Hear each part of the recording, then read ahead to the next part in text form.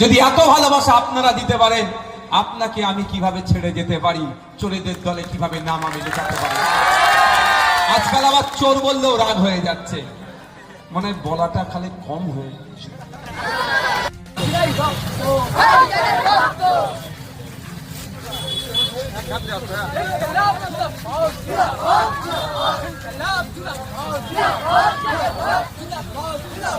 চলে গিয়েছি, এখন আমরা সবাই খোলা মনে ভোট দেব। আমার বিশ্বাস আস্থা ভাঙড়ের মানুষের প্রতি, ভাঙড়ের মানুষের সাথে মিশে যেটুকু আমি উপলব্ধি করতে পেরেছি, এবারে মার্জিন 50,000 প্লাস হবে। বলা হয়েছে যে আরাবুল ইসলামকে অবিলম্বে প্রার্থী তালিকা থেকে বাদ দিতে হবে, স্পষ্ট করে জানালেন সিপিএম। এছাড়াও ভোটের স্বার্থে ধৈর্য ধরতে বলছেন এবং আপনাদের দুটো সিট, সেই দুটো সিটেও বামফ্রন্ট প্রার্থী দিয়ে দিয়েছে, কি বলবেন? দেখুন, কোথায় কি প্রার্থী দিয়েছে আমরা সে বিষয়টা আমাদের আলোচনা আছে। আর আরাবুল ইসলাম সাহেব প্রার্থী বদলে কি বলেছে এখন আমরা জানি না সঠিক। এতটুকু বলবো, আইএসএফ কাকে প্রার্থী করবে না করবে, আইএসএফের রাজনৈতিক এটা ইন্টারনাল পলিসির মধ্যে পড়ছে। আমাদের পলিসি করে দিতে পারে। খামারটা কিভাবে আগলাতে হয়, এটা 2021 নয়।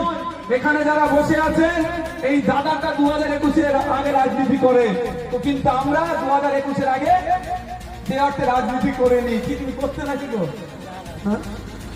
আপনি করতেন না? আমরা রাজনীতি কেউ করিনি।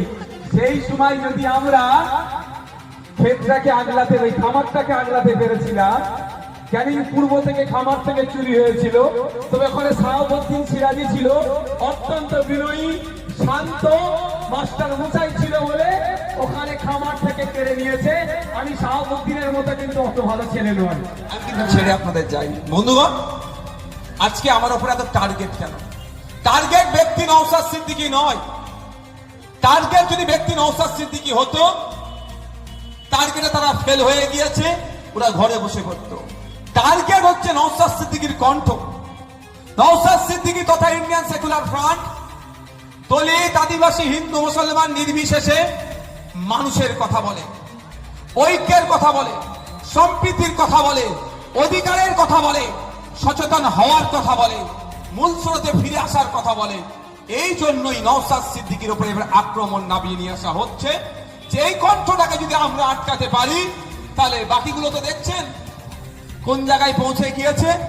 একটা যে জ্বলছে এটাকেও সেটাকে ভুতিয়ে দিতে হবে।